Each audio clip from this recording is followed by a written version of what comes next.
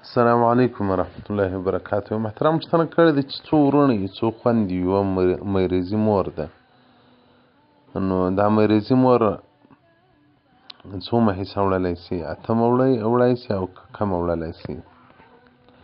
نو دا یې موږ ته دغه تقسیم کره معلوم کړي. محترمه تقسیم نور تاسې په برابر کړئ، خو دوی خویندې په ورور حساب دي. پیسې 25 لکه دي. د مریضي مور چې تاسې میره کېږي د هغې اتمه حصه ده، ځکه اسلام د میراث متعلق وایي که اولاد موجود وي د مور اتمه حصه ده. هغه مور که یوه یې که دوې یې که درې وي که څلور.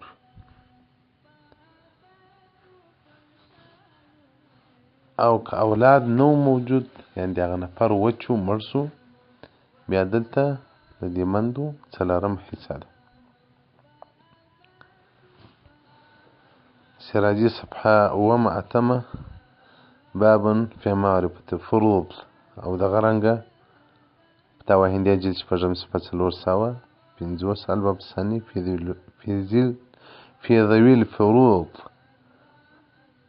نو ښځې لره څلورمه ده یا اتمه ده. څلورمه په هغه صورت کې چې اولاد نه وي د پلار، او اتمه په هغه صورت کې چې اولاد وي. نو محترمه 25 لک روپۍ دي. څو خویندې یاست، څو وروڼه یاست، یوه مریضي مور ده. نو تقسیم ورته وکړي، خپله بیا اندازې درته ولګېږي څو درسېږي.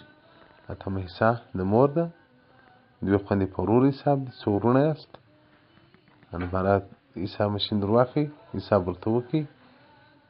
میراث ورکوئ خویندو ته. د پښتنو کې خدای دي دا خویندې لکه انسانیت چې نه وي در ګډې. په کروړاو په میلیارډاو جایدادونه لري، خویندو ته حق نه ورکوي. خویندو ته حق ورکوئ، میندو ته حق ورکوئ، حقداره ته حق ورکوئ. السلام علیکم ورحمت الله وبرکاته. السلام علیکم ورحمت الله